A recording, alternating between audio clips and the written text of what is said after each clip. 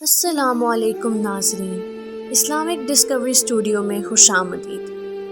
ناظرین، مکہ مکرمہ سے شمال مشرق کی جانب 14-15 میل کے فاصلے پر ایک وادی ہے جو حنین کے نام سے مشہور ہے۔ بعض جغرافیہ دانوں نے لکھا ہے کہ ایک چشمے کا نام حنین تھا، جس کی وجہ سے یہ ساری وادی حنین کہلائی۔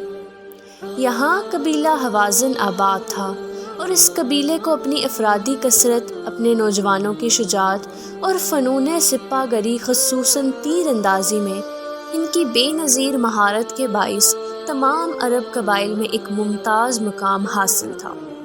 اس وادی میں ایک جگہ کا نام اوتاس تھا۔ ناظرین، یہ وہ جگہ ہے جہاں لشکر اسلام سے ان کی فیصلہ کن جنگ ہوئی۔ سیرت کی کتابوں میں یہ غزوہ حنین اور غزوہ اوتاس کے نام سے مشہور ہے۔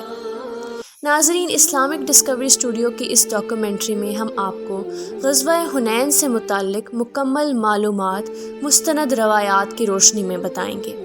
مگر آگے بڑھنے سے پہلے اگر آپ ہمارے چینل پر نئے ہیں تو ہمارا channel Islamic Discovery studio subscribe کیجئے، جہاں آپ کو اسلامک ہسٹری کے متعلق ویڈیوز ملتی رہیں گی۔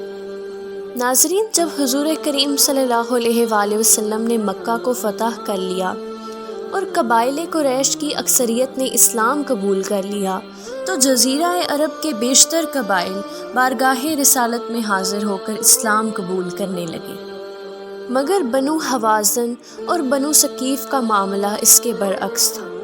اسلام کا غلبہ دیکھ کر قبیلہ حوازن اور قبیلہ ثقیف مضطرب کا شکار ہو گئے، کیونکہ اب باری ان کی تھی اور ان کا خیال تھا کہ لشکر اسلام اب ان پر حملہ کرے گا اور ان کی ریاست اور حکمرانی کا خاتمہ ہو جائے گا۔ قبیلہ حوازن کے رئیس مالک بن عوف النصری نے اور قبیلہ ثقیف کے امیر کنانہ نے ایک مشاورتی مجلس بلائی اور سب نے اتفاق رائے سے یہ طے کیا کہ اگر ہم نے کوئی قدم اٹھانے میں ہچکچاہٹ کا مظاہرہ کیا تو مسلمان ہم پر حملہ کر دیں گے، اس لیے بجائے اس کے کہ مسلمان پہل کریں، ہمیں فوری قدم اٹھانا چاہیے اور مسلمانوں پر حملہ کر دینا چاہیے۔ چنانچہ قبیلہ حوازن اور قبیلہ ثقیف کے تمام لوگ اس مہم میں شرکت کے لیے آمادہ ہو گئے۔ اس غزوے میں تقریباً 12,000 مسلمان شامل تھے، جبکہ دشمن کی تعداد 20,000 تھی۔ مالک بن عوف اس فوج کا قائد تھا اور اس کی عمر 30 سال تھی اور یہ بہت ہی جوشیلا جوان تھا۔ اس نے طے کیا کہ عورتوں، بچوں اور مویشیوں کو بھی میدان جنگ میں لے جائیں تاکہ لڑنے والوں کے ذہن میں رہے کہ شکست کی صورت میں ہمارے اہل و عیال اور مویشی بھی دشمن کے ہاتھ لگ جائیں گے۔ اس طرح ہر آدمی مر جائے گا مگر مڑ کے پیچھے نہیں دیکھے گا۔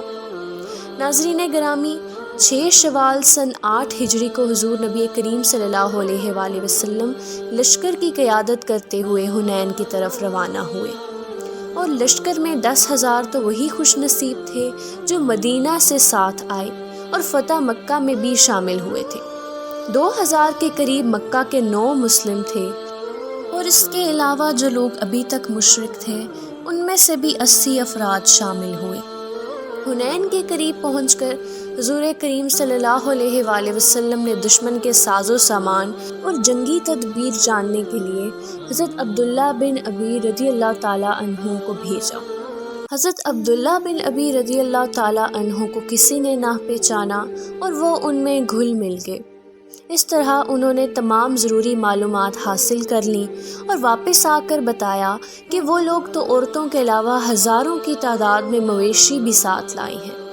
تو آپ صلی اللہ علیہ وآلہ وسلم نے فرمایا کہ کل انشاءاللہ یہ تمام چیزیں مال غنیمت کے طور پر مسلمانوں کے قبضے میں ہوں گی۔ دوسری طرف مالک بن عوف نے بھی 3 آدمیوں کو معلومات حاصل کرنے کے لیے بھیجا، مگر وہ بہت جلد ہی دوڑتے ہوئے واپس چلے آئے۔ خوف سے ان کا حال برا تھا۔ مالک نے ان سے پوچھا کہ تمہیں کیا ہو گیا ہے؟ انہوں نے کہا کہ ہم نے گورے سفید آدمیوں کو دیکھا ہے جو سفید گھوڑوں پر سوار ہیں، انہیں دیکھ کر خوف سے ہم پر سکتہ طاری ہو گیا۔ ہمارا یہ مشورہ ہے کہ اس جنگ سے باز آ جاؤ، کیونکہ ہم زمین والوں سے تو لڑ سکتے ہیں لیکن آسمانی مخلوق سے لڑنا ہمارے بس سے باہر ہے۔ یہ سن کر مالک کو غصہ آ گیا اور اس نے کہا کہ تم لوگوں نے یہ کہانیاں شروع کر دی، یہ سب تمہاری بزدلی اور کم ہمتی کا نتیجہ ہے۔ مالک کو یہ بھی خطرہ تھا کہ اگر یہ خبر مشہور ہو گئی تو لشکر میں خوف پھیل جائے گا، اس لیے اس نے ان تینوں آدمیوں کو قید کرنے کا حکم دے دیا۔ اب حضور نبی کریم صلی اللہ علیہ وآلہ وسلم نے فجر کے بعد اپنے صحابہ کرام کو صفیں درست کرنے کا حکم دیا اور مختلف دستوں کے سلاروں کو پرچم تقسیم کیے۔ ایک جھنڈا حضرت عمر فاروق رضی اللہ تعالیٰ عنہ کو، دوسرا جھنڈا حضرت علی ابن ابی طالب رضی اللہ تعالیٰ عنہ کو اور تیسرا حضرت سعد بن ابی وقاص رضی اللہ تعالیٰ عنہ کو عطا فرمایا۔ قبیلہ اوس کا جھنڈا حضرت اسید بن حضیر رضی اللہ تعالیٰ عنہ کو اور خزرج کا جھنڈا حضرت خباب بن منذر رضی اللہ تعالیٰ عنہ کو عطا فرمایا۔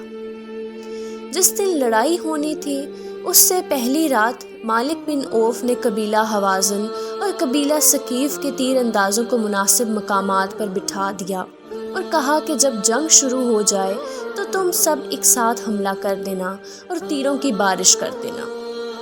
ابتدا میں مسلمانوں کو خاصی کامیابی ہوئی، دشمن پسپا ہونے لگا۔ یہ دیکھ کر مسلمانوں کے حوصلے بڑھ گئے۔ بعض صحابہ کرام نے مسلمانوں کی کثیر تعداد دیکھ کر کہا کہ آج ہم پر کون غالب آ سکتا ہے، مگر اللہ کو یہ بات پسند نہ آئی۔ اسلامی لشکر جب وادی حنین کی طرف پیش قدمی کرتا ہوا دشمن کی گھاٹیوں میں پہنچا تو وہاں چھپے ہوئے دشمن فوج کے تیر اندازوں نے ان پر تیر برسائے۔ مسلمانوں کو اس کا گمان بھی نہیں تھا۔ ان کے قدم اس طرح اکھڑے کہ وہ جان بچانے کے لیے راہ فرار اختیار کرنے لگے۔ ان کے پیچھے اسلامی لشکر کے سپاہی شکست کھا کر بھاگنے لگے۔ اب تیر مسلسل برس رہے تھے اور تیر انداز چھپے ہوئے اور محفوظ مقام پر تھے۔ اس افراتفری میں بھی جناب رسول کریم صلی اللہ علیہ وآلہ وسلم گھوڑے پر مسلسل آگے بڑھتے رہے اور اعلان فرماتے رہے کہ میں نبی ہوں، اس میں کوئی جھوٹ نہیں، میں عبد المطلب کا بیٹا ہوں۔ حضرت عباس رضی اللہ تعالیٰ عنہ نے حضور نبی کریم صلی اللہ علیہ وآلہ وسلم کو یوں تیزی سے آگے بڑھتے دیکھا تو حضور نبی کریم صلی اللہ علیہ وآلہ وسلم کے گھوڑے کی لگام تھام لی اور حضرت ابو سفیان ابن الحارث رضی اللہ تعالیٰ عنہ جو کہ حضور کے چچا زاد بھائی بھی تھے، انہوں نے رکاب تھام لی اور دونوں مل کر گھوڑے کو روکنے کی کوشش کرنے لگے، کیونکہ تیروں کی برسات میں آگے بڑھنا خطرے سے خالی نہیں تھا۔ حضور نبی کریم صلی اللہ علیہ وآلہ وسلم کے آس پاس چند جانثار تھے، تو نبی کریم صلی اللہ علیہ وآلہ وسلم نے دعا فرمائی اور دعا کے بعد حضرت عباس رضی اللہ تعالیٰ عنہ سے فرمایا کہ کہاں چلے گئے ہیں سب، ذرا انہیں پکاریں۔ حضرت عباس رضی اللہ تعالیٰ عنہ کی آواز نہایت بلند تھی۔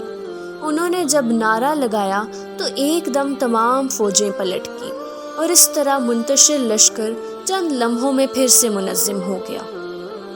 حضور کریم صلی اللہ علیہ وآلہ وسلم کے حکم پر دوبارہ دشمنوں پر حملہ آور ہو گئے اور مسلمانوں کے اس حملے سے دشمن شکست کھا کر واپس پلٹ گیا اور یوں مسلمانوں کی شکست فتح میں بدل گئی۔ ناظرین، جنگ حنین میں 6000 آدمی گرفتار ہوئے، 40,000 بکریاں، اس کے علاوہ چاندی اور دیگر ساز و سامان بھی بھاری مقدار میں مسلمانوں کے قبضے میں آیا۔ تو ناظرین، یہ تھی ہماری آج کی ویڈیو۔ اگر ویڈیو پسند آئے تو اس کو لائک ضرور کیجئے، چینل کو سبسکرائب کیجئے اور اگلی ویڈیو تک کے لیے ہمیں اجازت دیجئے۔ اللہ حافظ۔